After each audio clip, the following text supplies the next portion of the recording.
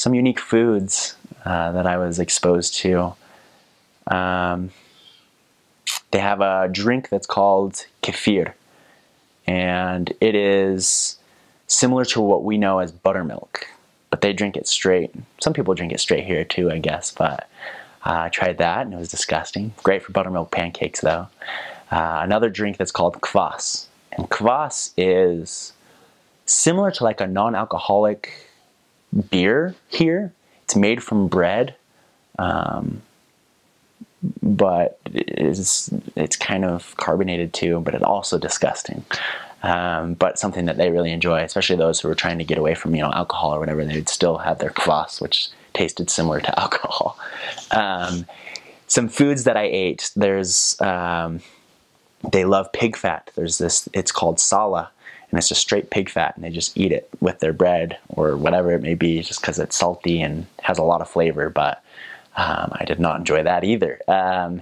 There's a unique dish called khalajets, and how I would describe khalajets is gelatin, but it's like meat gelatin. So it's basically like solidified grease and fat, and also they love it for the flavor and for the saltiness of it, I think. But those are some unique things that we were fed. Other than that, the food in Russia is pretty bland. Not a lot of spice or kick. As a matter of fact, it's extremely bland. You eat a lot of potatoes, you eat a lot of lettuce, a lot of soups, some rice. Down in the southern parts where I served, where there's Stani people, there's this dish called plov, which is so delicious. It's rice. Maybe I say that now because I got used to bland foods, but rice, carrots, some sort of meat, whatever it is, chicken or beef or whatever they decide to use in it, onions and garlic, and then they put a special spice in there, plovsky spice. It's just delicious. We had a family from Uzbekistan that just made the best plov. It was so delicious. Some of the more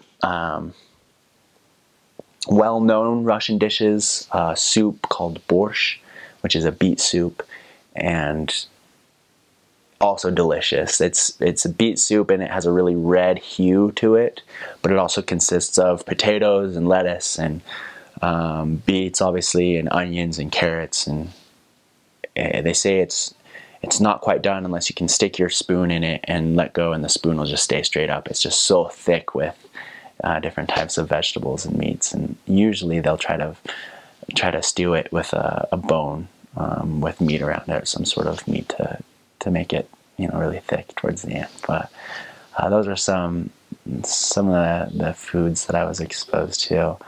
Oh, another funny story with food is, because Russians have such bland food, we as missionaries would have like taco seasoning sent over to us, and we introduced a lot of Russians to tacos and that concept, and just even putting chili and taco seasoning, like mild taco seasoning on meat for them to try, was incredibly spicy. I remember we had new members that we had made tacos for, and they were like borderline upset with us because it was so spicy for them, but it was like mild taco sauce. So I thought that was kind of funny, just that they're used to such bland food that any type of spice, even pepper, is spicy for them. So it's kind of interesting.